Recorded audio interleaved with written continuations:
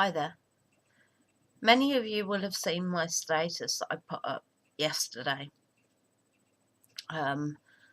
stating that humanity was imploding in on itself. This is caused by ego and the need to be self-righteous. Those who kill and maim in the name of religion are not working for God. They're working for the devil, plain and simple. They are not martyrs, nor should they ever be hailed as such, in my eyes anyway. They are nothing more than small, insignificant beings that are looking for their moments of notoriety. Sad, but very true. Here's an example. If I was to go out on the street bearing a gun and start shooting indiscriminately, then the chances are that someone is going to get killed or hurt. That may get me on the news, and it will get my face seen by many, but it wouldn't make me somebody to look up to. And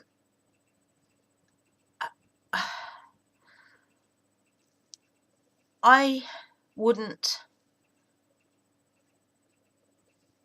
expect to be accepted into heaven for such a crime on humanity, nor would I deserve to be there.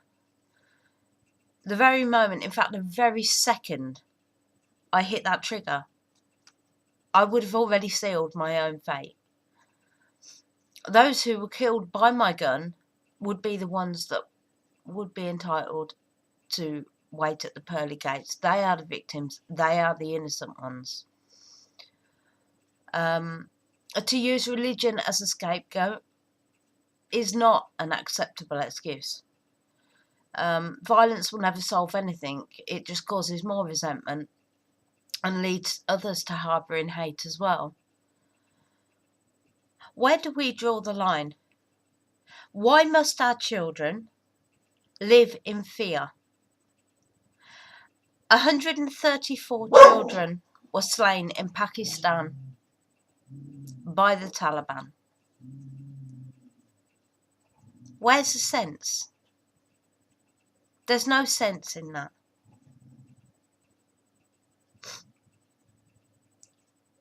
An Islamic extremist went into a cafe in Sydney and took hostage of people. One man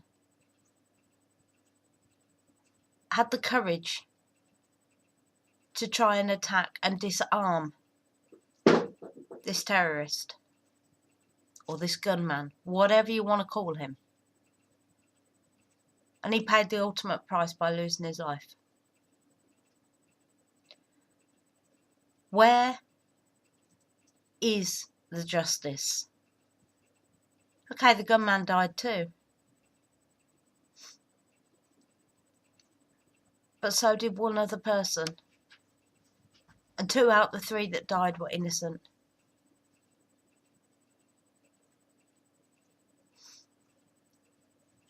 What gives us the right to take anybody's lives? And I'm not just talking about religion and how that is used as a weapon, but I'm talking about domestic violence, domestic abuse, domestic homicide. Day after day after day, we read in the paper, we hear on the news that more people have died at the hands of another. Today, I hear that 8 children in Australia were found dead, stabbed to death. Why?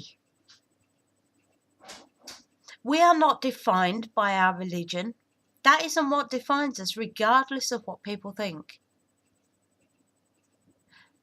We are defined by our actions, not our colour, religion, or creed.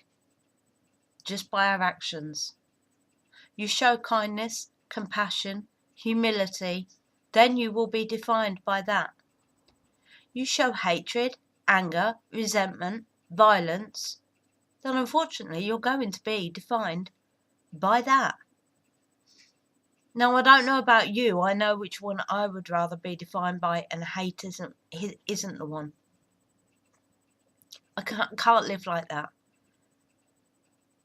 Now, it's all very well showing the world what bad humanity can cause, what mayhem, what harm, what discord.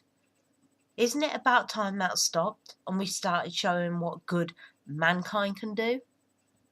How we can change the world in which we live if we just have the courage to stand up and use our voices. Because our voices are the most powerful weapon of all. The most powerful. One single star won't light the night sky, but a whole bunch of stars, they'll lead you home. So maybe it's time to sit and think about that. I know how helpless I feel, but I also know how strong I feel about what is happening.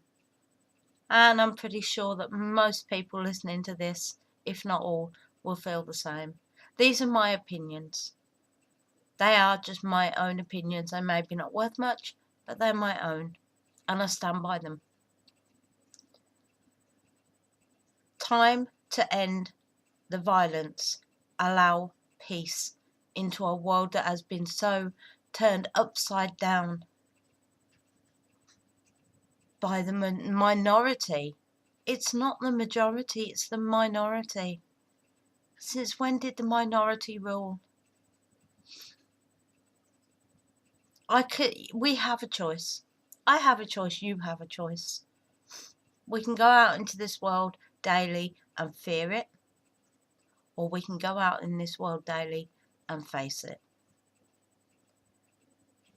Nobody knows what tomorrow's going to bring for any of us.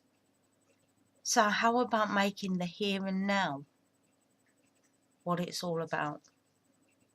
Let the next generation and the generation thereafter and the generation thereafter that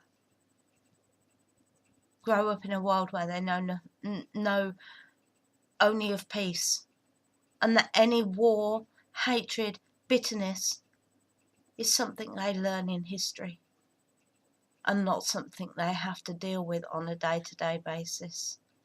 I feel sorry for the younger generation, and I truly, truly do. So, with the season of goodwill and a time when we are supposed to put others before ourselves, which, by the way, I think we should do, we should use that compassion on a daily basis all year round, not just at Christmas or holidays. But as it is that time of year, my love and my heart goes out to all of you. My thoughts and prayers are with the families that have lost loved ones, whether it be through illness or at the hands of another. May your hearts be healed in time, and may God guide you on your way. So Merry Christmas, everybody. God bless you.